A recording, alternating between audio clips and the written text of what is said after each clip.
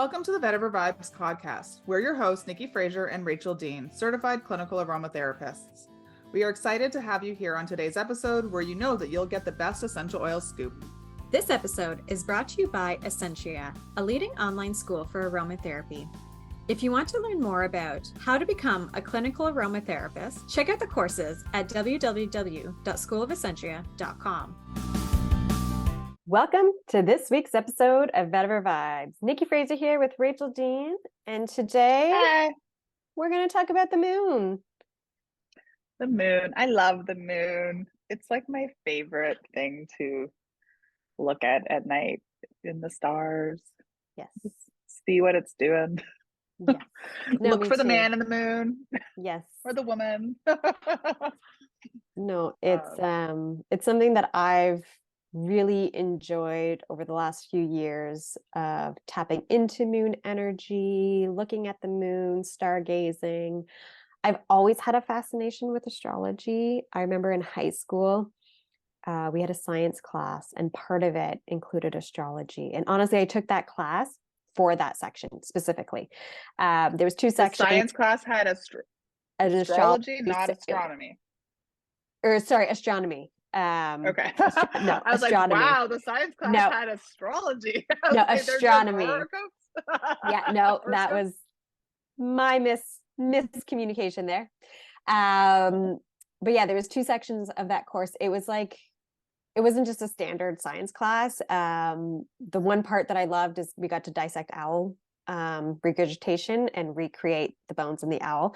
But then there was the whole astronomy part, which we had, I think we spent like almost, I don't know, quite a few weeks on it. And it just fascinated me. It fascinated me before that piqued my fascination with it. I even had a poster that like I put onto wood and I've always loved it. But then I got out of it.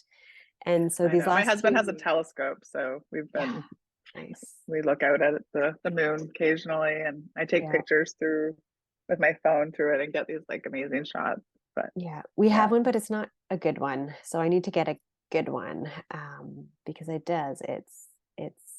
there's so much out there in the universe. We are a tiny speck, and tiny speck.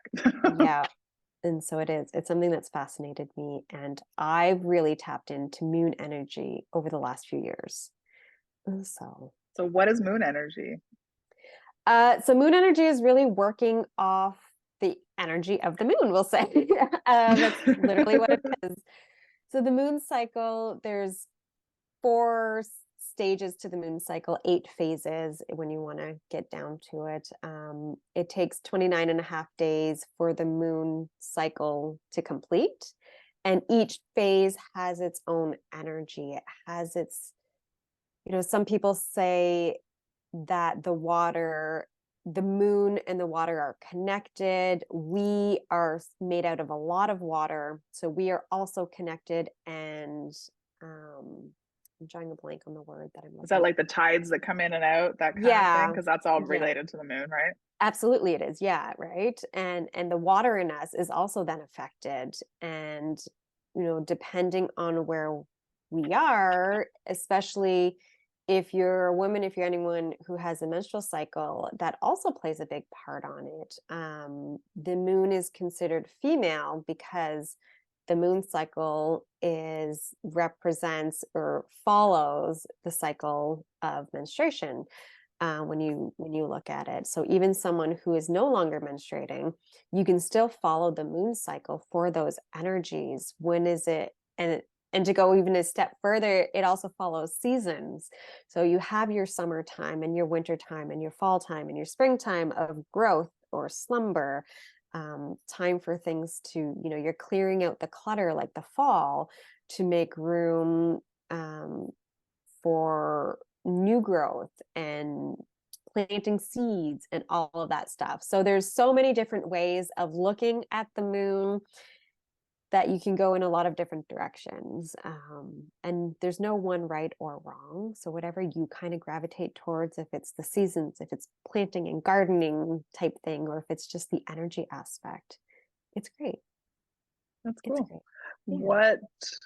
So how does this tie into aromatherapy, Nikki? Yeah. The moon and aromatherapy. Well, and this is where I'm also big in manifesting. So if you're manifesting things, it ties in, and then you can then bring essential oils and aromatherapy into those practices and rituals. A lot of people, when you are working with the moon, there are different rituals as well. There are full moon rituals, new moon rituals, or just at any point through it. Also, when you're working with things, a lot of people like to work with crystals or oils or the space, cleansing space. You can use essential oils to do taking baths. You can use your essential oils into the bath when you're cleansing any kind of tools that you use, having a specific altar for, your anything that you want to have as a special place in your home. All of those things can help. I have different mists to clear out energy when I can tell that there's just a lot of stagnant energy or a lot of negative energy, or just, emotions are high. Sometimes just clearing out that energy is important and good. And then, but when you clear something out, law of vacuum, and that you need to replace it with something before something else negative comes in. So then you can have mists that are positive. So then I also like to have different mists that are energizing and uplifting, that are helping with manifesting and that type of thing. And so depending on if we're in the first half or the second half of the moon cycle will kind of depend more on what you're looking to use as well. So you mentioned, so let's talk a little bit about the moon cycles. You'd mentioned a new moon. Can you tell me a bit more about what a new moon is? Yeah, so the new moon, also some people call it the dark moon, because this is when we don't see the moon. The other thing that's really important to note too, and I just want to first off say, like, I am not a moon expert. This is just my own personal, like, slight passion that I have. There are a lot of people out there who know way, way, way more about the moon than I do. And if you're listening to this and want to come on the podcast and talk more about it, please reach out to us. Yes. Yes. Happy to have you on. Yes. These are honestly what I'm going to be sharing is just like my own thoughts and kind of what I've noticed for myself. But and if I say something that's wrong, also please correct me, because this is just kind of my own interpretation of a lot of things that I've done over the years. But also when new moon is when there's not a new moon? When there's no moon in the sky, so it's dark. And when we're working with moon energy, it's always 3 days. So it's kind of a rule of 3. There's the day before, the day of, and the day after, where that energy is its highest.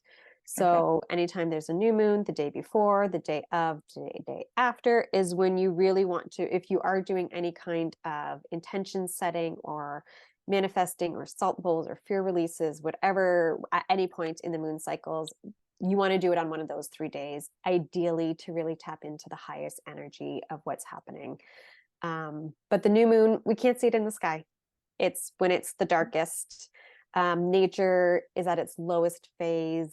Growth is very slow to start with.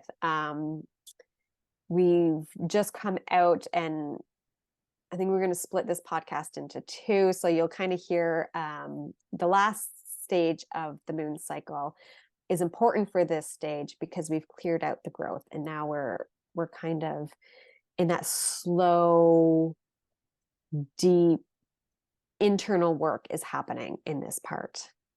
So this is where you want to focus as to, what do you want to set your intentions for? So kind of the slate's now clean.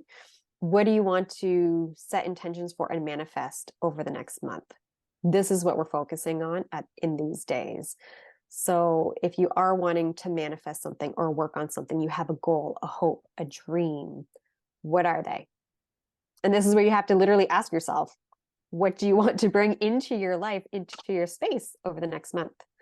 Sort through what's serving you, what isn't, just making sure you have cleared the path to be able to plant the seeds that you want to see flourish and get rid of any of that negative energy. I was just going to say, it reminded me when you were talking about kind of slow growth and darkness, I was thinking of like seeds under the earth, where like they're they're still there. They're thinking about, budding and germinating and stuff like that. And then, yeah, there you go. Yeah. So That's why a lot of that's the people do growing compare phase. it to gardening, because it's, what is Makes it that sense. you really want to, you're planting them, you're making that mental list, but not just mental. You want to write it down actually, because you want to refer back to it. What is it that you want to bring into your life? And again, what we say is what we gravitate towards. So you don't want to say things like, I don't want this in my life. I want to avoid negative people. I want to avoid crappy situation at work. No, because that's what you're going to gravitate towards. So what do you want? I want, better relationship with my husband, with my mother, with my child. I want to bring in more love. I want to bring in abundance. I want a new job. I want calm and peace. yeah. And, yeah. Right. It's what are you looking for in a positive wording you need to use. That's what's going to be very important. And so is there any oils that you recommend for this growing phase of the new moon? Yes. So in this whole first half, and I'll just kind of say the first half section phases of the moon, because I just find it easier, and a lot of what are them the other are kind of what are the other similar. sections of this then? So We have the new moon. So we'll go from new moon until just before the full moon. okay. And then I So think what's after the new moon? After new moon is waxing crescent. But so if you want to use any oils between new moon and just before the full moon, so at that point you're looking at the waxing gibbous. You want to tap into creativity. So any oils that are going to help with manifesting, looking at what you want, energizing, you're growing, right? So what is it that is energizing to you? What is it that is tapping into creativity for you? Like coriander, which is can help with creativity. Citrus oils, lemon, bergamot, grapefruit. I was going to say those happy are oils. energizing. Yes, right? Clary sage is really, really great for that. Black pepper, peppermint. There's so many, and it'll be different for each person. So, when you're using an oil and you find it helps energize you, then those are the oils you want to go with. And one of the big things that I like to do at a new moon is salt ceremonies. So if you've never heard of a salt ceremony, look it up. What it is, because salt comes from the earth, it is a natural resource. You have salt in preferably a wooden bowl, and you set your intentions in it. I've been doing salt ceremonies for years, different retreats. I've done them with friends. I love them because you're setting your intentions. You physically put your hands into the salt. You set your intentions on what you want. Again, positive wording is important. You put in the oils you want, the herbs that you want. Some people literally squeeze in oranges or have dry herbs, money for abundance. You put in literally whatever people have put in, breast milk for positive future pregnancies, things like that. Put your hands in, set your intentions, and you literally shift the salt bowl into the next person, whoever's there. If it's solo you, that is perfectly okay too. And then after you've set your intentions, there's kind of like a little thing that you can say just to kind of seal it all in. And then you can take that salt, you can sprinkle it around your house.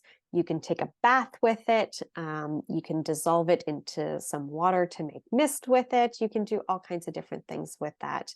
And as you use the salt, you're releasing those intentions into the air, and for those intentions to come to fruition. They've always been very powerful for me, and I love them. I have learned something new today.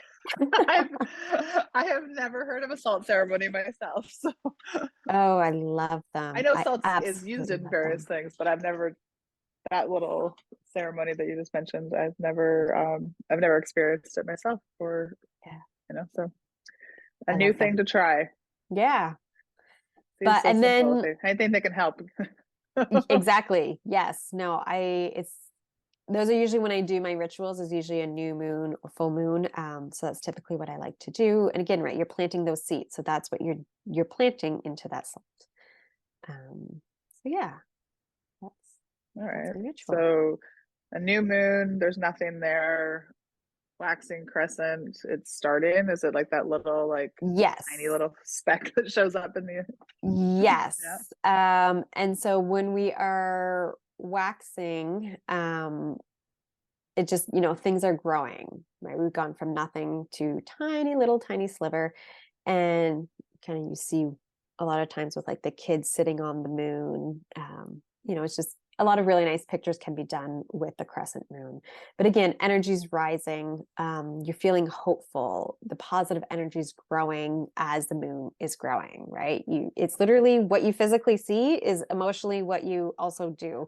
Metaphorically is what you also do as things grow. The moon grows, and that's what's important. You're putting that focus into what you are trying to achieve. But this is also where you want to make plans to achieve those wishes, those goals, what you're trying to manifest. You need to be specific. So if you've written down, I want to complete this course by this date, you need to be specific. I want to have this by that. And you don't necessarily need to have a specific end date. It's actually not recommended to have an end date, but you need to be very specific in what you want. You can't have a goal without, if you're too vague. And do you have to have mini goals then too? Because I have a goal that I want to be, I don't know, a certain weight or something, which is really not even a thing. It's really about how I feel. But people have those goals regularly, but you have to be achieving other goals in order to make those things happen, right? Yes. You can't just be this pie in the sky. No, it needs to be attainable, right? I've taken a lot of different courses around manifesting and things like that, and you can't go. One of the big things is always income. You can't go from earning $30,000 a year to all of a sudden saying I want to be a millionaire within the next year. Your mind needs to be able to wrap itself around the change. So just like a ladder, you need to kind of take steps. So you need to take those actionable steps. You need to take those actionable tiny goals to then get to big goal. But that's what this section is what are those actionable steps that you're actually going to take? And you need to know what they are. You need to also be careful of what you're listening to, what you're taking in, because you're very vulnerable to absorb everything right now and really take it to heart. So what you're listening to, what you're looking at, social media, all of that. If you're constantly around negative stuff, then that's not going to energize you to take those actionable steps that you need to take to reach your goals. So really surround yourself with the people, the things that you want to be that are high vibration for what you want to achieve. And visualize yourself actually accomplishing those steps. What does it feel like when you achieve them, right? It's the feeling that is most important when working with energy, because that's what our body actually doesn't know the difference. Sorry, not our body. Our mind doesn't actually know the difference when we're visualizing versus reality. So if you can picture yourself, how do you feel to use the example of weight loss, how do you feel when you've lost 10, 20, 30, 40, 50, 60, 70, 80, 90, 100 pounds, whatever it is you're looking to shed, because you're not looking to lose it actually, because if something's lost, then you're looking to refind it. So when you're actually wanting to tone. Oh, I like that. I don't want to lose weight. I want to shed it.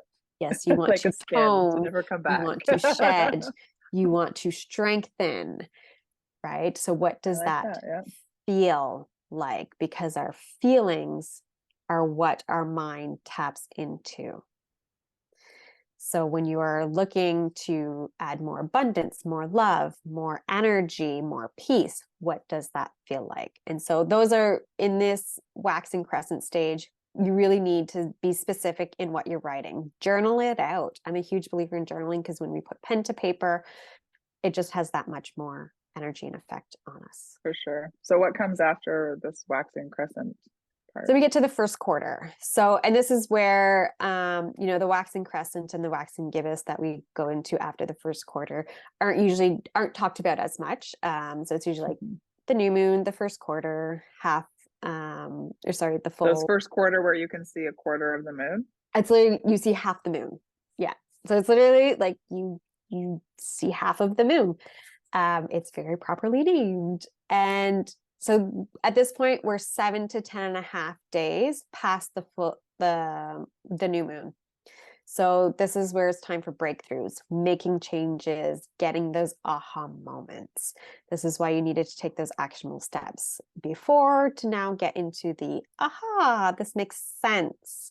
But this can also be very much the tipping point when you're trying to reach your goal. This is when you are met with things that might challenge you. Something like a limiting belief that might be holding you back. It's the energy is very invigorating, but some people can get scared of this. Fear starts to creep in and you start to doubt yourself. So this is where you need to trust and honor yourself, your intentions, your actions, keep moving forward, double down on what you want to do. Go back, read that list from the new moon. Go back, read the list of actionable steps you need to take and want to take, and why. What is your why for this? Right? Be clear on what your why is. Why do you want to bring this into your life more? Why do you want more of this or less of that into your life? Double down on the feelings, double down on the words, and push through, because it's very important to get through this stage. And so once you've gotten through it, what's happening? So once you've kind of breaking through this phase, and it's also important when you're in this first quarter to ask for help if you need to. This is the point where if you want to ask for help, use your voice. You talk about your feelings, they're valid, they're important. Don't doubt yourself, write those affirmations to really encourage yourself and remind yourself how amazing and everything that you're doing is. And then we get into the waxing gibbous stage. This is an important stage from going from the first half to the second half. This can be, I've heard it compared to if anyone who's given birth, this is transition. So in that time of birth, I distinctly can pinpoint transition on 3 of my 4 births. And my second birth, I literally looked at my husband and I said, I don't want to do this anymore. And I knew in that second I'm in transition, baby's like minutes away from coming. I just need to push through this and I'm freaking golden. Are you kidding me? And it's the same thing. It's the exact same thing. You are right there. Things may have been challenging, those limiting beliefs crept up and you started doubting yourself, but no, you pushed through, and the full moon is right around the corner. What you want to attain is right around the corner, and know that you can do it. But you might need to pivot and tweak. So again, read back. What is it that you want? What is it you're trying to attain? What are the actionable steps? Have you completed them? Did you need to pivot in any of them? Just because things are laid out. Pivot. I know. I always think of that. I do. Anyone who's a friend's lover, pivot. But what needs to change in your plan, right? Plans are not set in stone. So what needs to change? What needs to be tweaked? And it's okay to tweak things. It's okay. Don't tweak it out of fear, though. That's not something that will be beneficial to you. If you just know things can't change or different situations have changed in your life, tweak and pivot. Watch what you're doing, growing. All of what you've planted is growing and coming to life. But this is also why having support is important. Who are your accountability people? Do you have anyone that can be an accountability partner to make sure that you are doing what you want to be doing? Have you completed the tasks that you want to do? Have you completed the work? Because if you haven't completed the work, it's not going to happen. You can set all the intentions you want, but if you haven't taken the actionable steps, it's not going to happen.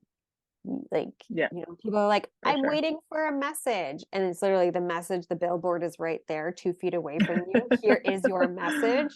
Like, you got to put the work in. But this Definitely. is why, an accountability partner is really, really great. And this is a great time to get back into routines. If you didn't take those actionable steps, if you have bad habits that you want to break, good routines that you've set in motion and just kind of slipped for whatever reason. I used to run every morning, and then something happened probably almost close to a year ago, that it got me out of my routine. And lately I'm like, I need to set the treadmill back up, and I need to get back into that. I need to get that routine again, because I notice a difference when I am running versus not. My daily For walks sure. to the bus stop are great, but they're not necessarily always long enough or intense enough for what I want. Different things like that. If you got into the habit of eating junk food at night, break that habit. Have a glass of water instead. All kinds of different things, right? So anytime in this stage, we are growing, we are energizing, we are planting seeds and watching them grow and bloom, and really nourishing what we want. This is really the building phase to start what we want to have more of in our life. And that's the first half of the moon. Exciting. Intense. It can be, but I love it. The energy is nice. It's amazing when you really start to tap into it. Well, it seems like a great way, like if you know that you have things that you want to be working on specifically, that you could tie it into like a schedule, right? So if nothing else, like people always have like September's like a kind of a new year because the kids go back to Yes. school, and the New Year's a new year. It's like it's all fresh, right? But if you're looking for those things of when to start something throughout the rest of the year, like you have 13 other times where you could use this as another Yes. cycle throughout the year, which I think is kind of cool because there's 13 moon cycles in a year, Yes. right? Yeah. Yeah. There is. Yeah. So I feel like that could be a great way to like, that you have something you want to work on. It could be a great way just to like have a goal, be like, okay, by like next Tuesday at the start of the new moon, then I'm going to start this plan, and you can work towards that. And what's awesome is every phase only lasts a few days. So no matter, like, you don't have to wait for a new moon either. Like, at any point in those 2 weeks of the first phase, you can start setting your intentions. It's just, great if you can do it at new moon, but at any point in those 2 weeks, you're in that growing phase. So just set your intentions and go for it. Yeah. Even if it's, 5 days before the full moon, you set those intentions. And things don't always come to, like, what you're trying to manifest doesn't always necessarily come in the way that you may have wanted it to, and that's okay. And we kind of go through that with a full moon phase.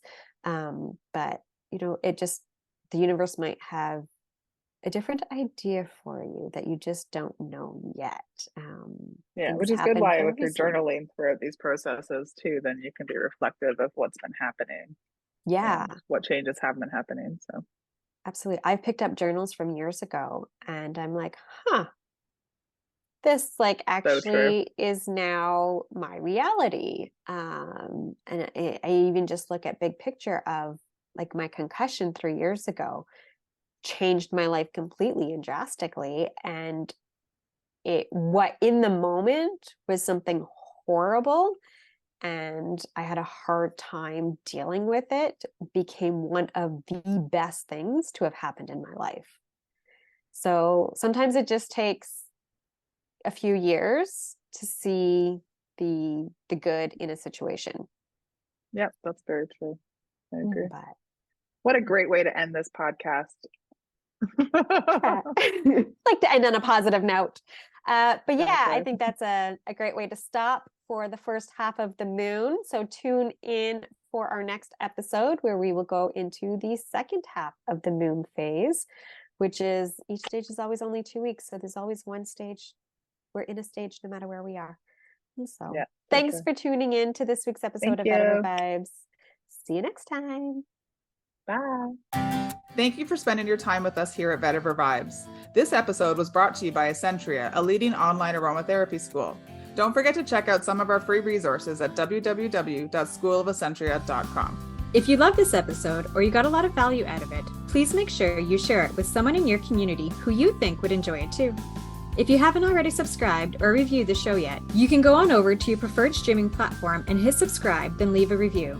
This is the best way to help support us, and we appreciate it. Email us with a screenshot of your review, and we will send you a free guided meditation as our way to say thank you. This podcast is for information purposes only. We are certified clinical aromatherapists and holistic health professionals.